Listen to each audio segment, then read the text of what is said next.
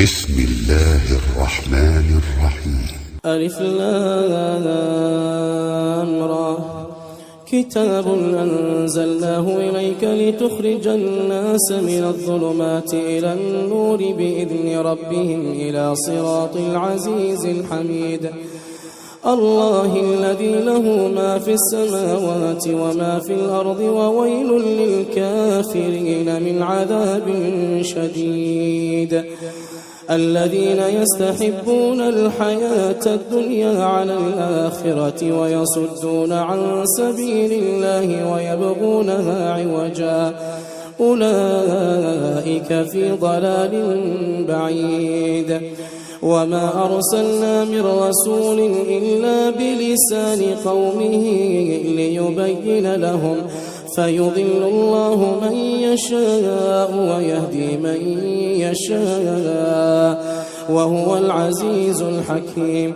ولقد أرسلنا موسى بآياتنا أن أخرج قومك من الظلمات إلى النور وذكرهم بأيام الله إن في ذلك لآيات لكل صبار شكور.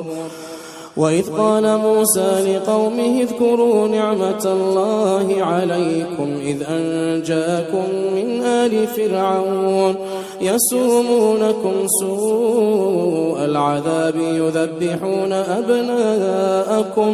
ويذبحون أبناءكم ويستحيون نساءكم وفي ذلكم بلاء من ربكم عظيم. وإذ تأذن ربكم لئن شكرتم لأزيدنكم ولئن كفرتم إن عذابي لشديد.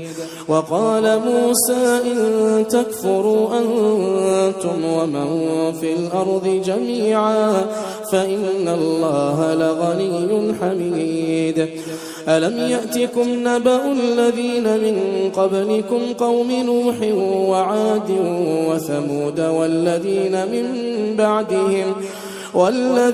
من بعدهم لا يعلمهم إلا الله جاءتهم رسلهم بالبينات فردوا أيديهم في أفواههم وقالوا إنا كفرنا بما أرسلتم به وإنا لفي شك مما تدعوننا إليه مريب. قالت رسلهم أفي الله شك فاطر السماوات والأرض يدعوكم ليغفر لكم من ذنوبكم ويؤخركم إلى أجل مسمى قالوا إن أنتم إلا بشر مثلنا تريدون أن تصدونا عما كان يعبد آباؤنا